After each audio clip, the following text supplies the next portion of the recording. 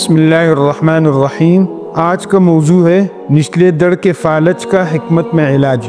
اب آتے ہیں نچلے حصے کے فالج کے علاج کی طرف۔ یہ مرض زیادہ تر جسم میں رطوبات کی کمی کے باعث ظاہر ہوتا ہے۔ جب جسم میں رطوبات پوری ہونا شروع ہو جاتی ہے تو مریض کو آہستہ آہستہ افاقہ ہونا شروع ہو جاتا ہے۔ مریض کے لیے غذا بڑی اہمیت رکھتی ہے۔ مریض کو بکرے کے گوشت کی یخنی دینا مفید ہے۔ یخنی میں کدو، لوکی اور ٹنڈے شامل کریں۔ اس میں مثال جات کے طور پر یہ اجزاء استعمال کریں: کالی مرچ، ہلدی، نمک، ادرک، سفید زیرہ۔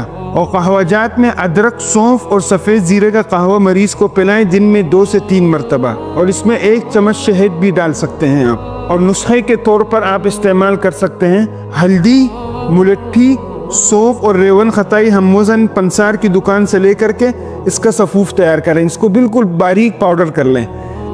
اس میں سے آدھا چمچ صبح، دوپہر، شام سونف کے قہوے کے ساتھ اس مریض کو دیں۔ اس کے کھانے سے کافی افاقہ ہو جاتا ہے۔ اس کے علاوہ مطب العباسی کا خمیر بادام اس بیماری کے لیے نہایت مفید ہے اور مریض کی صحت کی بحالی میں مددگار ہے۔